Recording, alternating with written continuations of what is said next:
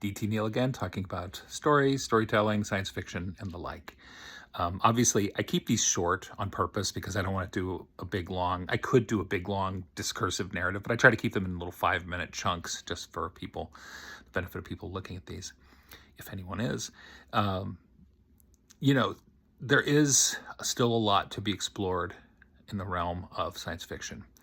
Uh, Despite this feeling that we're migrating into this dystopian, possibly apocalyptic or pre-apocalyptic tailspin, which may be our fate as a species. We may fail to develop a worldwide society. We may get captive to outdated and outmoded ideologies and economic systems. We're still very captive to that.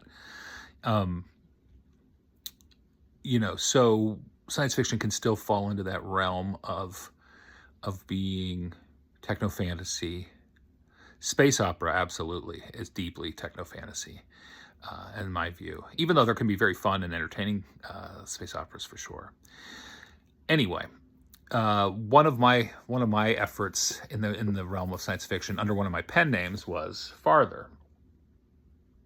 My pen name Dean Vale for that, and that was an attempt for me to bridge to sort of be between the poles of hard science fiction and social science fiction. I allowed for the conceit of the conduits, which were basically wormhole technology that would allow people to, and I didn't explore how they came about, they just simply had it, and how humanity, with suddenly the ability to get out into space, what they would do. And of course, in that story, there is a lot of what I would consider space capitalism. People, companies, excuse me, companies bidding on newly discovered planets for the purposes of commerce, interstellar commerce, at least. And at the heart of it, I didn't do spaceship technology. I had terranauts, as they were called. Terranauts were basically these explorers who had power suits, for lack of a better, the armored suits that were these self-sufficient, mobile suits that would allow them to explore potentially hostile terrain, or at least unknown terrain, for a period of time.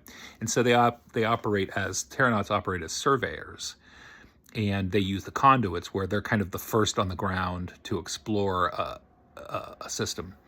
And in that world, the Farther universe, I had an AI known as Allie, who is scanning the universe for potential habitable worlds.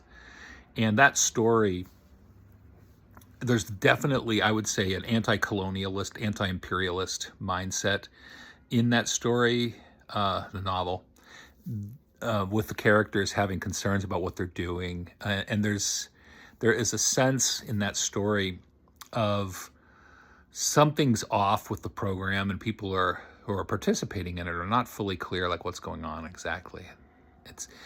I definitely, for me, I probably, it could qualify as sci-fi cosmic horror. There's definitely a vibe of like The Right Stuff meets anything by Paul Verhoeven, or maybe even David Cronenberg. That idea of exploration, the best and the brightest, these people going off for this, but with a certain degree of uncertainty about why they're doing it, who they're doing it for, what they're encountering.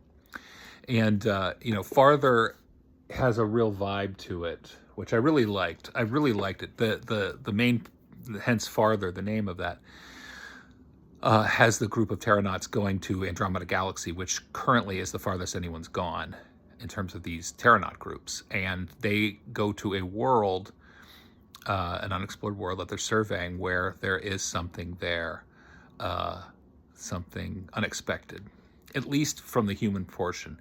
There's, from my view, having created it, I feel like Allie had some idea that there was something out there. So one could say, is there an alien tie-in, like Alien the movie? Maybe. Nah, I'm not going to spoil it, but there is a sense of otherness out there, and just the depth and loneliness and horrifying emptiness of space is certainly well represented in Farther. And I really liked it. I think I did, in terms of world building, creation, I think there's a lot in there. And I'll speak more to that